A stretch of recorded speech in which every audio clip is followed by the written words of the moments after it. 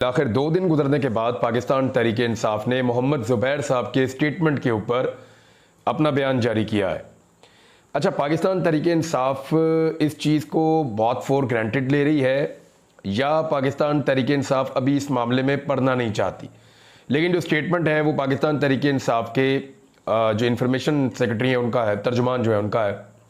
तर्जुमान जो है वो ये कह रहे हैं, पाकिस्तान तहरीक इंसाफ के तर्जुमान रऊफ़ हसन साहब, कि ज़ुबैर उमर ने या मोहम्मद ज़ुबैर ने जो तहरीक इंसाफ हुकूमत को गिराने के हवाले से एक इंटरव्यू में इंकशाफात किए, ये इमरान खान के मौक़िफ़ की तायीद है। ऐसा इंकशाफ अगर किसी और जमहूरी हुकूमत में होता तो इस पर इंक्वायरी बिठाई जाती, फौरी नोटिस लिया जाता। आर्मी चीफ हलफ देता है कि वो सियासी मामलात में मुदाखलत नहीं करेगा। हमारा मुतालबा है इस पर सुप्रीम कोर्ट नोटिस ले, कमीशन बनाया जाए और इस साजिश में मुलव्वस अफराद को सज़ा दी जाए। ये आइन की खिलाफ वर्जी का मामला है, इसको नज़रअंदाज नहीं किया जा सकता। Secretary information Pakistan Tehreek Insaf Rauf Hasan. अब मामला ये है तो ये आर्टिकल 6 का मामला, और पाकिस्तान तहरीक इंसाफ ने उसका इशारा भी दे दिया है। लेकिन क्या ये जिम्मेदारी सिर्फ मोहम्मद ज़ुबैर की है कि वो बताएं कि उनकी जमात, जिस जमात में वो मौजूद थे उस वक्त, उसने इमरान खान की हुकूमत को गिराने के लिए उस वक्त के आर्मी चीफ के साथ मिलकर क्या साजिश की? ये खाली जिम्मेदारी उनकी तो नहीं है, यानी ये जिम्मेदारी जो है ये तो फिर पाकिस्तान तहरीक इंसाफ के लोगों की भी है। उनको भी बताना चाहिए कि कहाँ कहाँ पे वो आर्मी चीफ मुदाखलत कर रहे थे। यानी मुझे अच्छी तरह याद है जब इमरान खान साहब ने कहा कि मुझे एतमाद का वोट लेना है, तो वो नंबर उस वक्त उसी आर्मी चीफ ने पूरे करवाए थे। ये बात भी एक सच है, और कुछ हकायक और भी हैं। हकायक तो ये भी है कि इमरान खान साहब 2018 के इंतखाबात में सादा अक्सरियत हासिल करने वाले थे, लेकिन सादा अक्सरियत के रास्ते में रोड़े अटका दिए गए और सेंट्रल पंजाब से बहुत सारी नशिस्तें जो इमरान खान साहब तकरीबन जीत चुके थे, तमाम सर्वेज ये कह रहे थे, वो नशिस्तें इमरान खान साहब हार गए और फिर उनकी एक लूली लंगड़ी हुकूमत बनी।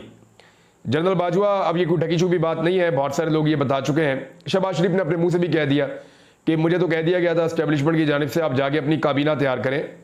मैं तो अपने वज़रा के नाम फाइनल कर रहा था, कैबिनेट फाइनल कर रहा था, तो बाद में पता चला कि इमरान खान को वज़ीर आज़म पाकिस्तान बना दिया गया। तो उस वक्त भी एस्टेब्लिशमेंट की एक मुदाखलत थी, चाहे इमरान खान की सीटें कम करने का मामला हो, चाहे शहबाज शरीफ के साथ बातचीत का मामला हो, चाहे फिर मजबूरन वापस इमरान खान के पास जाने का मामला हो, चाहे इमरान खान साहब के दौरे हुकूमत में बहुत सारी ऐसी चीज़ें हैं जहां पे उनको एस्टेब्लिशमेंट की मदद रही। लेकिन एस्टेब्लिशमेंट एडमिनिस्ट्रेटिव मामलात में तो हुकूमत की मदद करती है, ये तो बात ठीक है, लेकिन हुकूमतें गिराना और हुकूमतें बनाना ये एक्चुअली उनका काम नहीं है। यहां पाकिस्तान तहरीक इंसाफ का मौक़िफ़ ठीक है कि ये जो हुकूमत इमरान खान साहब की गिराई गई है, इसमें जो जनरल बाजवा साहब का मुबैना रोल है, इसके ऊपर अगर मोहम्मद ज़ुबैर साहब ने खुलकर बात की है तो क्या पाकिस्तान तहरीक इंसाफ उस ज़ोरदार तरीके से आई, या तहरीक इंसाफ ने वो सारी चीज़ें उस तरीके से ली जैसे मोहम्मद ज़ुबैर बता रहे हैं? तो अभी तक तो नहीं ली।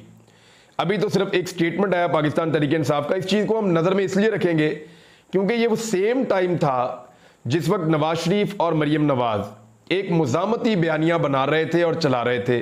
ये दोनों बाप बेटी उस वक्त इनकलाबी बने हुए थे और इनका ये कहना था कि हमें वो रास्ते ज़रूर आते हैं, बूट पॉलिश वाले, जूते साफ करने वाले और बाकी सब, लेकिन हम वो करना नहीं चाहते, हम वो करते नहीं हैं। और जिस वक्त वो ये स्टेटमेंट दे रहे थे उसी वक्त उनके नुमाइंदगान उस वक्त के आर्मी चीफ के साथ खुफिया राब्तों में थे। तो इसलिए इसकी इंपॉर्टेंस मेरी नज़र में बहुत ज़्यादा है। इसको कहते हैं मुनाफकत, कि आप अंदर से कुछ हो और बाहर से कुछ हो।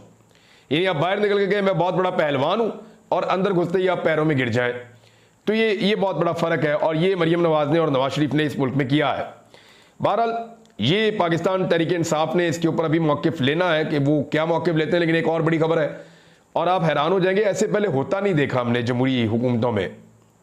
यानी इससे पहले पाकिस्तान तहरीक इंसाफ की हुकूमत थी, उसमें नहीं देखा हमने। उससे पहले PMLN की हुकूमत थी, उसमें भी हमने नहीं देखा। उससे पहले एक हुकूमत थी पीपल्स पार्टी की, उसमें भी हमने ये होता हुआ नहीं देखा ऑलमोस्ट। हाँ, परवेज़ मुशर्रफ के दौर में जो शुरू का टाइम था उसमें हमने ये सब कुछ होते हुए देखा। यानी जो चीज़ें डिक्टेटर्स के दौर में हुआ करती थी, डिक्टेटर्स के अदवार में जो चीज़ें होती थी, डिक्टेटर यानी जो फौज से आके कब्जा कर लेते हैं हुकूमत के ऊपर, उसको डिक्टेटर कहते हैं। तो जो डिक्टेटर के अदवार में जो चीज़ें होती थी वो चीज़ें आज हो रही हैं। यानी मैं आपको एक खबर देता हूं, डिप्टी कमिश्नर रावलपिंडी हसन वकार चीमा ने पाकिस्तान तहरीक इंसाफ के 4 रहनुमाओं को नज़रबंद करने के अहकाम जारी कर दिए। अब ये सियासी जमात है, पार्लिमानी जमात है, इनकी एक सूबे में हुकूमत है, कौमी असम्बली में ये अपोजिशन में है, पंजाब असम्बली में ये अपोजिशन में है, और एक बड़ी सियासी जमात है जिसने पूरे मुल्क से सबसे ज़्यादा वोट लिए हैं, सबसे ज़्यादा नशस्तें भी इनके पास हैं। अब एक ऐसी पॉलिटिकल पार्टी के लिए है कि जनाब शहरियार रियाज साहब, कर्नल रिटायर्ड अजमल साबिर राजा साहब और चौधरी अमीर अफजल साहब और तैमूर मसूद अकबर साहब, इनको जनाब नज़रबंद कर दिया जाए फौरी तौर पे और गिरफ्तार करके अडियाला जेल मुंतकिल कर दिया जाए। अब अगर कोई पूछे कि इनके ऊपर मुकदमा किया थी, कोई नहीं। इन्होंने जुर्म किया जी, कोई नहीं। जुर्म सिर्फ ये है कि ये लोग एहतजाज करना चाहते हैं, जो इनका डेमोक्रेटिक राइट है, जमहूरी हक है एहतजाज करने का, ये उसे इस्तेमाल करना चाहते हैं।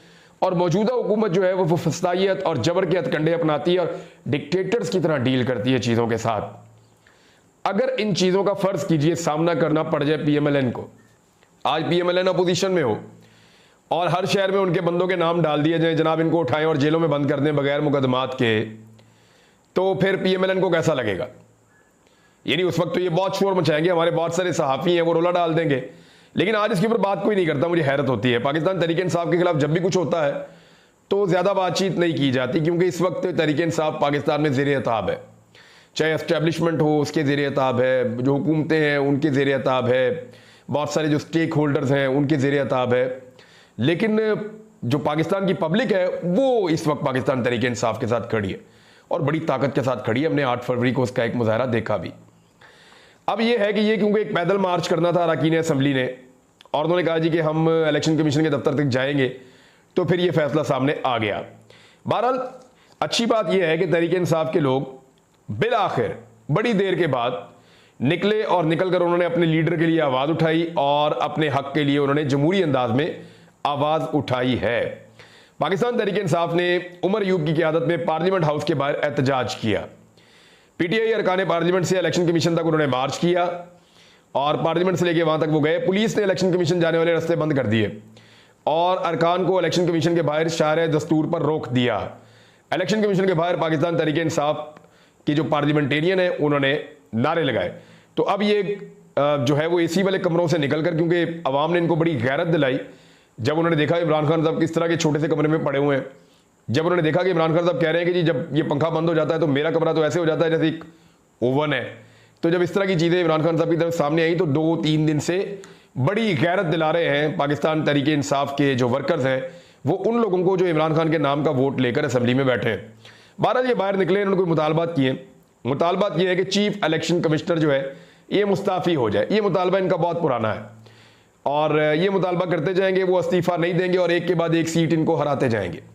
जिस तरह इलेक्शन कमीशन ने साथ दिया रवायती सियासी जमातों का और जिस तरह इलेक्शन कमीशन का अदलिया की जानिब से साथ दिया गया, पाकिस्तान की तारीख में ऐसी कोई चीज़ नहीं मिलती। एक साल तक इलेक्शन ही नहीं करवाया इस मुल्क में, हुकूमतें ख़त्म हो गई, एक साल तक इलेक्शन ही नहीं करवाया और उस इलेक्शन कमीशन से सवाल पूछने वाला कोई नहीं इस मुल्क में। फिर जिस तरह का इलेक्शन करवाया, फार्म 45 वाले बेचारे अदालतों में रुल रहे हैं, हर जगह पे बेचारे जाके मुजाहरे कर रहे हैं, हर जगह पे जाके बेचारे एहतजाज कर रहे हैं, आवाज़ उठा रहे हैं, उनकी बात ही कोई नहीं सुन रहा और इलेक्शन कमीशन तो बिल्कुल नहीं सुन रहा। दूसरी पॉलिटिकल पार्टी को छोटा मोटा जुर्माना कर देते हैं जिस चीज़ पे, उस चीज़ पे इमरान खान साहब की पार्टी फारिग कर दी, ये नहीं उनसे बल्ले का निशान ही छीन लिया और अभी तक उनकी मखसूस नशस्तों का रोला बना हुआ है। ये अगले हफ्ते जो है वो हफ्ते के आगाज़ में जो है वो केस लगने वाला है मखसूस नशस्तों का, फुल कोर्ट उसको सुनेगा, देखना है कि उस केस के अंदर होता क्या है। बहरहाल उमर अयूब साहब ने कहा कि चीफ इलेक्शन कमिश्नर और कमीशन के दीगर मेंबर्स फौरी तौर पे मुस्ताफ़ी हूँ। इलेक्शन कमीशन ने जो बजट मांगा उसमें सिर्फ 16.5 अरब खर्च किया गया। भारत बैरिस्टर गौर ने भी शिकवा किया, असद कैसर ने भी शिकवा किया, उन्होंने कहा हमारी बात ही नहीं सुनता कोई, और ये इलेक्शन कमीशन जो है जानिबदारी के इसके ऊपर इल्ज़ामात लगाए गए। अब एक और ख़बर है, वो बड़ी आम खबर है, और ये जो शिकवा है ना ये कानूनी नुक्ता नज़र से बहुत ठीक है और ये इमरान खान साहब के वकील हैं, उन्होंने किया, नईम हैदर पंजूथा साहब ने, उन्होंने एक बड़ा अहम नुक्ता उठाया। देखिए इमरान खान साहब के बारे में पूरा पाकिस्तान नहीं पूरी दुनिया जानती है कि वो अपनी बीवी से निकाह करने के जुर्म में इस वक्त जेल में बंद है। इमरान खान साहब के ऊपर कोई ऐसा मुकदमा नहीं है जिसमें इस वक्त उनको जेल में रखा जा सके। सिर्फ एक मुकदमा है कि उन्होंने अपनी बीवी से निकाह किया था। ये दोनों मियां बीवी लगभग 1 साल से कैद है और अब इनके ऊपर सिर्फ एक मुकदमा है, और मुकदमा क्या है कि इन्होंने आपस में शादी की हुई है। तो इसके अंदर अब जेल में रखा हुआ है, और ऐसा पाकिस्तान की तारीख में कभी किसी के साथ नहीं हुआ। इससे भोंडा मजाक तो हो नहीं सकता। अब नईम हैदर पंजूथा साहब ने, जो वकील है इमरान खान साहब के, उन्होंने एक बड़ा अहम नुक्ता उठाया। उन्होंने कहा जी मुफ्ती तकी उस्मानी साहब, ये आप इनका चेहरा भी देख लें, ये मुफ्ती तकी उस्मानी साहब है और ये फेडरल शरीयत कोर्ट के जज के तौर पे फैसला सुना चुके हैं कि 39 दिन के बाद होने वाला निकाह शरई तौर पर दुरुस्त करार पाएगा। ये मुफ्ती तकी उस्मानी साहब ने कहा। और भी इसके अंदर बड़ी तफसीलात इस निकाह के अंदर हैं, निकाह के मामले में, इद्दत पे निकाह के मामले में, और ये शरई अदालत का फैसला मौजूद है। अब इस बेंच में जो है वो हजरत पीर करम शाह और सदर मोहम्मद रफीक तारड़ भी शामिल थे इसी बेंच के अंदर। अब मुफ्ती तकी उस्मानी को इस अहम शरई मसले पर आज भी बोलना चाहिए, यानी उन्होंने फैसला दिया हुआ है। तो एक साबिक वजीर आजम और एक साबिक खातून अव्वल, ये दोनों एक ऐसे निकाह के केस में जो उनके वजीर आजम बनने से पहले हुआ था, यानी 2017 में होने वाला एक निकाह, गालिबन 17 में ही हुआ था, 17-18 में, वो इतने साल पहले होने वाले एक निकाह के मुकदमे में वो शख्स बाद में वजीर आजम बन गया, वो खातून जो है बाद में खातून अव्वल बन गई, उसके बाद उनकी वजारत उज़्मा चली गई, फिर उस पर गोलियां भी चल गई, बेशुमार मुकदमा 200 के करीब हो गए, और अब उस शख्स को और उस खातून को जो साबिक वजीर आजम और साबिक खातून अव्वल है, आपस में निकाह के मुकदमे में जकड़ के जेल में बंद कर दिया गया, और यह मुकदमा जो है अभी अदालत में चल रहा है। तो मुफ्ती तकी उस्मानी साहब हयात हैं जिन्होंने इसके ऊपर एक बड़ा क्लियर स्टेटमेंट और फैसला दिया हुआ है, लेकिन हैरान कुन तौर पे वो खामोश है, वो इस पे बात नहीं कर रहे। अगर तो ये एक शरई मसला है तो आलम दीन को इसके ऊपर बोलना चाहिए। ये नुक्ता नईम हैदर पंजूथा साहब ने उठाया। उन्होंने कहा इस अहम शरई मसले पर आज भी बोलना चाहिए, लेकिन पता नहीं क्यों चुप हैं, क्या मजबूरी है। 2 फरवरी को फैसला आया, आज 22 जून है, मुफ्ती तकी उस्मानी का कोई बयान नहीं आया, यानी 2 फरवरी से लेकर आज तक इद्दत में निकाह केस का फैसला 2 फरवरी को इमरान खान के खिलाफ आया था, तब से लेकर आज तक मुफ्ती साहब ने नहीं बताया कि भाई हमारा फैसला मौजूद है, इंसाफ कीजिए, शरीयत क्या कहती है, इस्लाम क्या कहता है, इसके बारे में मुफ्ती साहब बात नहीं कर रहे। और ये गिला पाकिस्तान तहरीक इंसाफ के जो वकील हैं नईम हैदर पंजूथा साहब, उन्होंने किया है। नाज़रीन, एक और बड़ी खबर है, और वो खबर है बजट के हवाले से। बजट के हवाले से सबसे पहले तो आप अपने दिमाग में ये रख लें कि IMF ने बड़ी खुशी का इजहार किया है, यानी जो मुश्किल तरीन फैसले और जो सख्त तरीन फैसले किए हैं बजट में PMLN ने, उन फैसलों की बुनियाद पे IMF बहुत खुश है। और IMF ने कहा जी कि ये खुश आइंद है ये जो फैसले आपने किए हैं, और जो भी वर्चुअल मुज़ाकरात हुए उसमें एक मुस्बत पेशरफ्त है जो बताई जा रही है। और IMF की खुशी की वजह यह है कि हालिया बजट में सख्त माशी फैसलों को उन्होंने खुशाइन करार दिया, और IMF ने बजट की मंजूरी में सियासी जमातों के मुस्बत किरदार की भी तारीफ की है। जून के आखिरी हफ्ते में IMF का जो एक वफद है वो पाकिस्तान पहुंच सकता है। IMF खुश क्यों है? लेकिन जब आपने किसी को पैसे दिए हों और आपको ये उम्मीद पैदा हो जाए कि ये अपने लोगों का चाहे खून न छोड़े, ये आपके पैसे ज़ाया नहीं होंगे, आपके पैसे आपको वापस मिल सकते हैं, देन IMF खुश होगा। जब किसी का मकसद पूरा होता है तभी वो खुश होता है ना।